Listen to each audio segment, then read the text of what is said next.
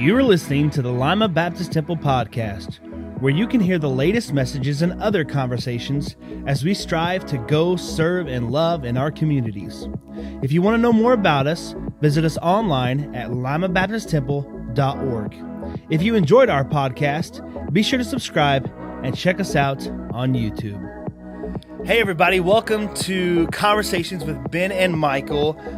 This is a podcast that we started a few months ago, is all about taking, what we're doing at Lima Baptist Temple and really putting handles on the truths that we're learning on Sunday mornings, as well as some other topics that we, have discussed along the way. We're super excited for you guys to be able to join us, whether you're watching on YouTube, listening on the podcast, however you're joining us. We're great to have you and just appreciate having you here. This last few weeks, we've been talking about miracles. Pastor Al started a new message series about miracles, and the whole purpose of this message series is to take us back to the wonders of what happened throughout the Bible, and really for Pastor Al just to help us open our eyes and open our hearts to what God can do in our own lives. And with that, we thought it would be really cool to have a few guests on here over the next few weeks and be able to just talk about them and some of the miracles that they've seen in their life. And so today we have Eric Flick joining us. Eric Flick has been attending church here for 45 years. 45 years. I have known Eric. I even knew Eric a little bit before I came on staff here through Teens for Christ. But Eric has a great heart. It's awesome to have you here today. And we just want to know a little bit about you.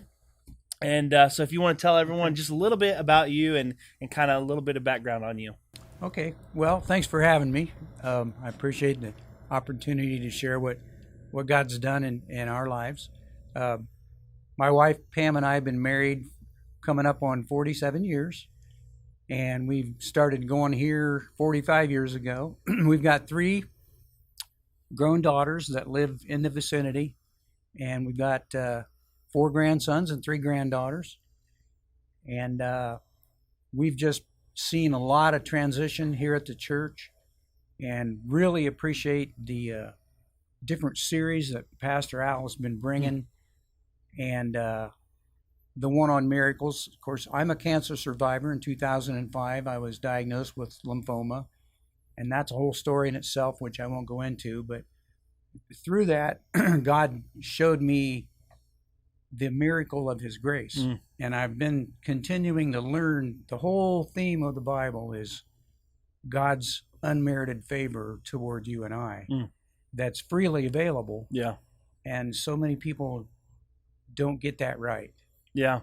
Yeah. I mean, I've heard your story before, how you were raised, how you grew up, it's kind of your early Christian days. And then when you had this experience with cancer and how your heart was changed and softened in that time. And just to see, how you went from kind of, and you've said this before, kind of a legalistic mentality. Oh yeah. To now a grace-filled mentality. Yeah. And it's just awesome to be able to see, God do that in your own life. But we're here today to talk about a personal miracle outside of your own conversion, specifically about your dad. And we actually got to Pastor Al baptized him, what was it, a year ago? It was Palm Sunday of 2019. Okay, so 2 years ago. Yeah. Yeah, all right. Coming up. Yeah, so tell us a little bit about that story. Well, my dad was born in 1925 in Hume. It's about halfway between here and Wapak on 501. And his dad ran the train station there for 40 years. And his father was very austere, very stern. In my dad's words, he'd rather whip you than talk to you. My dad was the prankster, the black sheep of the family. And my parents divorced when I was 10, and my dad moved away, and he went through a couple marriages, and he finally remarried, and they were married over 30 years. So I really never spent much time with my dad. That's a whole nother story in itself. So I didn't really get to know my dad until my stepmother passed away in 2018. And my dad was in his 90s, and my sister and I, she lives in Louisville area. We talked with him, and through advice from his doctor and others, they said, you need to move back to Ohio to your family. So that's the big overview. So it wasn't until the last 11 months of his life that I really was able to put a lot of this stuff together and see how God worked over a period of 8 decades in this man's life. It was really miraculous in a lot of ways. So how looking back, talking with your dad in those 11 months, how did you see God's hand at work in his life over those 8 decades? Well, I need to give a brief overview of his background for that to make sense. But my dad went to a church in the area. It was a mainline church, and his mother was a Christian. And that was back in the days when everybody went to church. Unless you were half dead, you were at church. Yeah. And he was going to catechism when he was 10. They started catechism at 10 years old back then. And his sister caught rheumatic fever. It was a pandemic, really. A lot of people were quarantined for 6 to 8 weeks in their home because they didn't want to spread it through the schools. So he was also going to confirmation classes during that period, which he missed also. So he never got sick, but when he was allowed to go back to school, he had missed all of his classwork and his confirmation classes. So his mom encouraged him to try to catch up, and he decided he better get his schoolwork done first. The first Sunday back at church, his pastor asked him if he had gotten his catechism lessons caught up, and he said, well, I decided I needed to do my schoolwork first, and my dad went to Shawnee School System. And his pastor said, okay, but you need to get it done. Well, the very next week, the pastor hit him up again about it. My dad said, no, I haven't finished my schoolwork yet. And that pastor literally grabbed my dad by the collar, walked him to the door of that church, and said, we don't need people like you here, and pushed him out the door. Well, there was a graveyard across the street, and my dad went and hung out in the graveyard until church was over, and his mother wanted to know where he was. And my dad just got turned off to church at 10 years old and never went back till he came here when he was 93. Wow. Throughout those years, now my dad, when he was a teenager, he actually went to some Billy Sunday revival meetings in Lima when they built the tabernacle where the old Lima Senior was. And he said that he remembers asking Jesus in his heart, but I don't think he understood what that meant. And when he was 18, World War II broke out, and his mother signed some papers, and he was off to the war.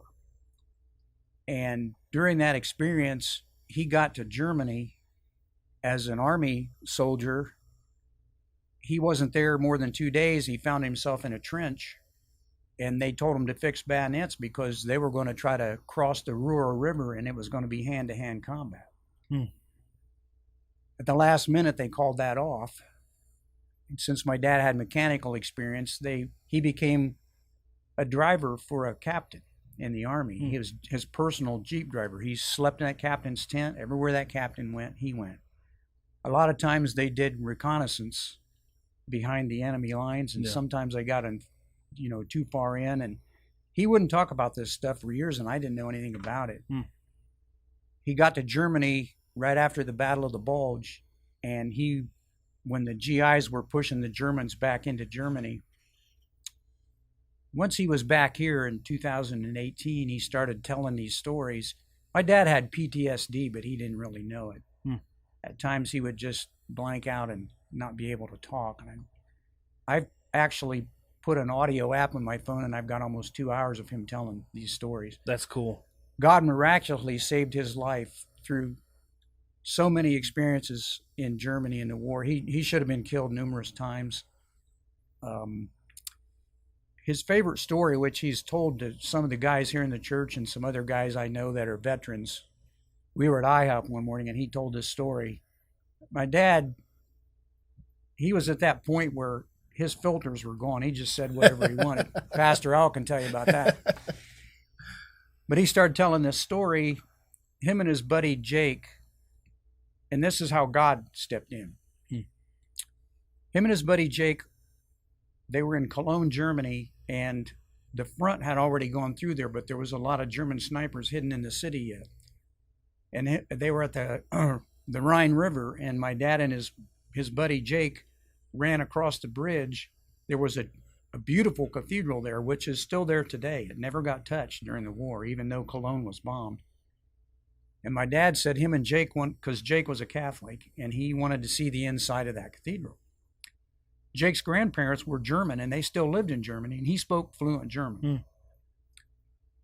They came under small arms fire from several directions, and they ran across the parking lot and ran into that church. And he said as soon as they got inside that church, there was this beautiful stained glass window with a picture of Jesus on it at the other end of the church. And he said, something happened to me in that church that I cannot explain to this day. He said there was a holy presence in there, and everything got quiet. And him and Jake decided to go to the altar and pray for some of their friends, some who had been killed, some who were wounded. And he said, he's telling the story in IHOP in the fall of 2000. He said, I left something in that cathedral, and I went back in 2013 to see if I could find it. They took a trip over there because I have a stepbrother who was in the military, and he was stationed in Germany. And he said, I said, what did you leave in that cathedral, Don? He said, my soul. And we're sitting at IHOP with Tom Wireman, Ted Bear, myself, and my dad. And I said, did you find it? He said, yep. When they left that church, they were going to run two different directions, so at least maybe one of them would make it out. He said, we got outside and we started to run, and it was quiet. They walked through that parking lot back across the bridge. Not a shot was fired. And he said, I lost my fear of death at that point. I was never afraid after that I was going to die. And God protected him. He had a Jeep blown out from under him. They got in front of the front once, and they ran, him and his captain ran and hid in a building for 2 days. He said we could have reached out the window and grabbed the German soldiers' boots. They were marching around trying to find us. They knew we were. The GIs finally came and rescued him, and just story after story of how God protected his life. So you've seen and you've heard from his own mouth the miracles of provision and protection, even in his early days. Absolutely. What was your dad's life like? After the war. Before we baptized him here. What were those years like? What was his attitude towards the church, towards Jesus? He had a family. He had 2 brothers and 3 sisters, and they grew up in a 2-bedroom house in Hume with no bathroom. And he had one brother that was very legalistic and got on my dad about all kinds of stuff and Bible thumped him, Yeah. And it just turned my dad off, and he just wanted nothing to do with the organized church. For all those decades, he just never went back. However, he remarried and moved away. He lived in 4 or 5 different states, Florida, Kentucky, North Carolina, New Mexico, back to Florida. And that's where they ended up. My stepmother, who was very good to my sister and I. She wasn't a believer, but she was very good to us. And my dad knew he needed to be in church, and every now and then he'd run into somebody, a preacher or a neighbor. God was letting him know, I didn't go anywhere. I'm still, but my dad was just basically running from God till he was 93 years old. And then he moved back here. Yeah. And he moved into Shawnee Lakes Apartments, which is just west of Tom All's. Okay. My dad used to work for Bill All, Tom's dad. And that was a whole God thing in itself, how God provided that. We couldn't find any place for him to live, and he lived with us for a short time. And he had fibrosis because he was a mechanic his whole life, and he never smoked, but he had this brake drum fibers, in his lungs, and his breathing was getting worse, and he was on oxygen. At that time, he came here once, and him and Pastor Al hit it off right away. Pastor Al went to his apartment several times, And we kept explaining to him what grace was, and he had heard my story of cancer survivor, and our girls were great. They all went in, and everybody, he got to see all of his kids and grandkids, and he was ornery. He would tell our grandsons, boys, I'm going to tell you about girls. I thought, oh, this is at Happy Days restaurant. 2 days after he got here, all the grandsons there, he said, now, boys, remember, beauty's only skin deep, so if you don't like them, skin them. I was like, Dad. So he had no filters, but he knew God was at work in his life. Oh, what do you think was? What do you think that was the pivotal, defining moment for your dad that really just turned him back to the Lord? He started watching Jimmy Swaggart on TV for hours, and he was very tender-hearted. I didn't know this about my dad, but he was very tender-hearted. He had a great sense of humor, which I'd never been around him.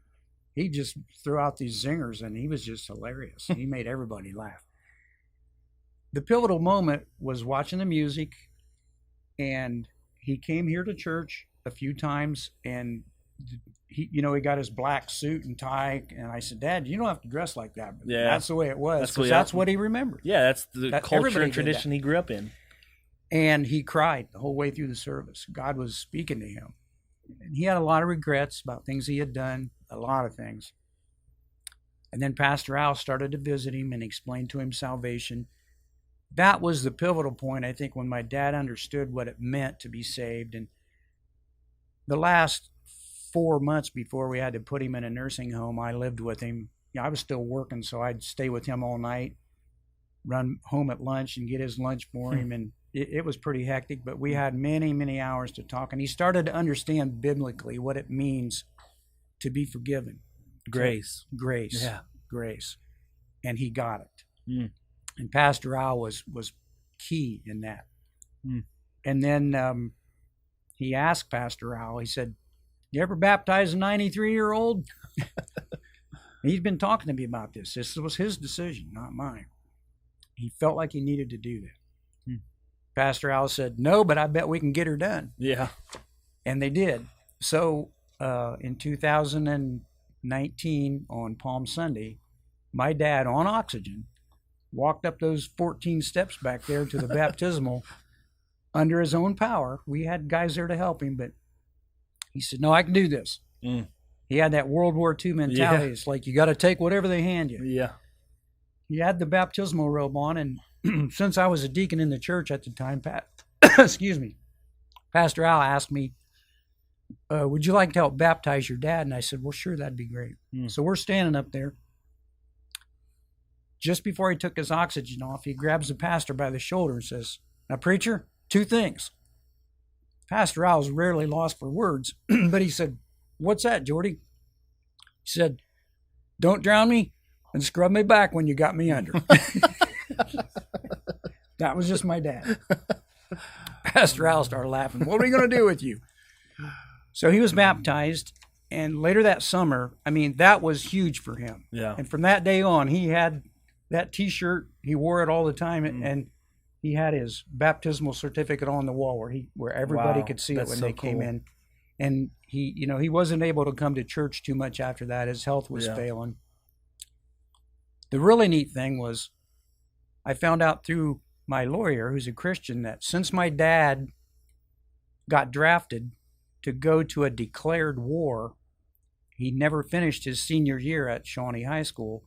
The state of Ohio has a law that if you meet those requirements through the VA, you got to fill out papers, and your home high school will grant you your diploma from that high school. So I called Shawnee High School's principal, Mark Veracco, great guy, appreciate Shawnee High School so much, and they were just thrilled to do it. And we were talking for several weeks about the date. Mark Veracco says, well, why don't we do it on our first school board meeting in August? And we'll move it downstairs since your dad's in a wheelchair, and we'll do it in the library at the high school. Our whole family came, the lawyer came, and my dad was just as proud as he could be. I didn't tell Mark Veracco until afterwards. I said, now, I'm a Christian, and here's how God works. The day my dad graduated was August 20th, the day I turned 65. And I told that principal, I said, now how many people can say the day they turned 65, they went to their dad's high school graduation? Yeah, right. It was just a God thing. And there were so many things like that. Oh. Where my dad lived, everything he needed was nearby. People contacted him, and he knew that God worked in his life. And I would say more than anything, I saw it just reinforced me the grace that I'd been learning as a cancer survivor. I thought, this God that we serve, his grace is so wide. It spanned 80 years of my dad's life. He got thrown out of church at 10, never went back, but he knew God was there. Yeah. And Pastor Al helped him understand grace. And right at the end, everything was right. He had a military funeral with the military rites and all of that.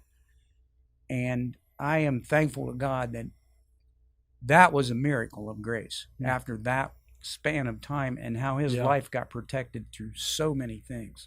Yeah, I think of, there's a lot of people. We recently, me and Pastor Alan Ben went to an evangelism conference, actually just this past weekend, and it was led by Johnny Hunt. And Johnny Hunt talked about how, sometimes the hardest people to witness to is our own family. And a lot of people don't, because it's so difficult. It is. And a lot of people just use that as kind of a cop-out. Like, why am I going to choose to try to share the gospel with someone who's the hardest possible person to share the gospel with? And it was really convicting for me just to remember, like, I have family members that aren't saved. And, whether it's my dad, whether it be, some other person, there's people in my life. I got a lot that are, but there's several that aren't too.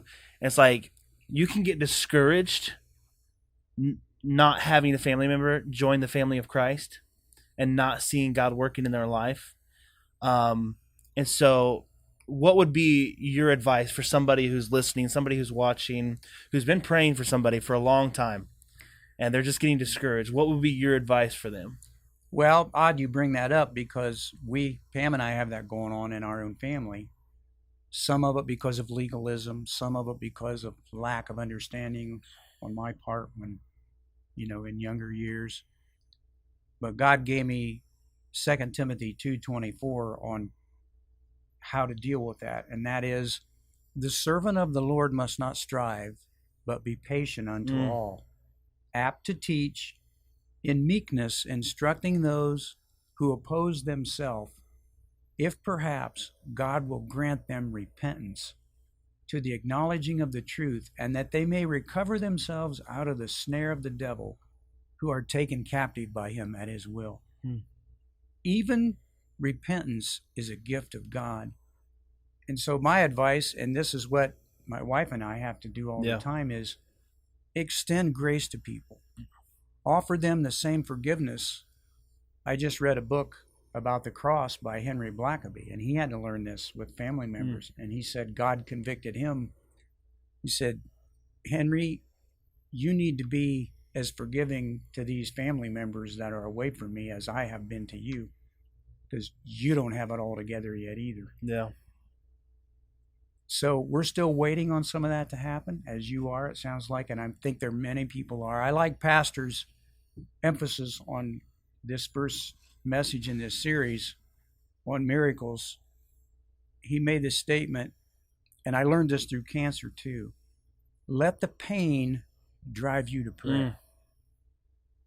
And that's what I have to That's so true. Remind myself of constantly. Well, and it's not just physical pain, it's pain in general. Yeah. And so many times we try to let that pain push us to pleasure, or push us to something that we think is going to take away the pain. That's right. And, Pastor Al said, let that pain push you to prayer. Yeah. And I think that's the answer, is continue to pray and show grace and show forgiveness. And I think a lot of times we do an okay job of showing grace and forgiveness towards Christians, grace and forgiveness towards people that, in our eyes we deem as worthy. But a lot of times we do a really crappy job of showing grace and forgiveness to other people. the people who aren't saved, or the family members that rub us wrong, or the person that we know that does this, and I think that if we really want to see evangelism take place, if we really want to see people around us come to know the saving power of Jesus Christ, we got to pray for them, and we got to offer that same grace of forgiveness that Jesus has offered us. If we don't stay right with Him, we can't do that. Because it's not of ourselves. Out of our own strength, we can't do that. The only place I have found relief for any of those things is the foot of the cross, where the ground is level for everybody. And, in churches like ours, people can drift into legalism very easily and forget that the people outside these walls, in today's world, they have no concept of church. I laugh sometimes because I see what the Spirit of God is doing here through the music and the preaching, and we have seen this huge transition in the 45 years we've been here.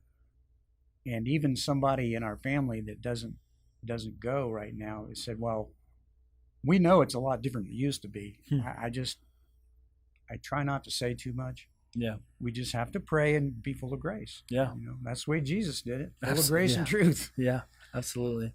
Absolutely. Well, any closing thoughts or comments, Eric? No, I just appreciate the opportunity to tell my dad's story, and I told my sister today I'd be doing that, and I thank you for giving me a chance to share her story. When Ben first asked me, I knew my dad would say, "No, you get in there and do that." Well, we appreciate you coming on and sharing that with us, and we're looking forward to God doing miracles in the lives of people here. And, if you're watching or listening, join us in prayer. Join us in asking God. I talked about that evangelism conference. Johnny Hunt said, who's your one? Who's the one person that you need to be praying for, you need to show grace for? Because a lot of times we can get overwhelmed with a lot of people, but who's the one? Who's the one that God has put on our heart? And, I just want to encourage you, if anything else, during this series, be praying for that one person, that they would have a miracle in their life, that they would be able to, Amen. If they haven't received Jesus Christ as their Lord and Savior, that they would be able to do that. Well, thanks for joining us, Eric. All right. It was a great time. Great having you on here. And don't forget to let us know where you're listening from, who's listening. If you have any ideas or topics you'd like for us to discuss on the podcast, we would love to hear from you. Go to limabaptisttemple.org/Central Hub, fill out a contact form, and we would love to be able to connect with you. We hope that you're having a blessed time listening to these podcasts, and as Pastor Al does this miracle series, and we will see you guys again next week. Thanks for listening to the Lima Baptist Temple podcast. We hope you were encouraged today, and we would love to hear from you. If you have a prayer request, a topic you'd like us to discuss, or want to share what God is doing in your life, visit us online at limabaptisttemple.org.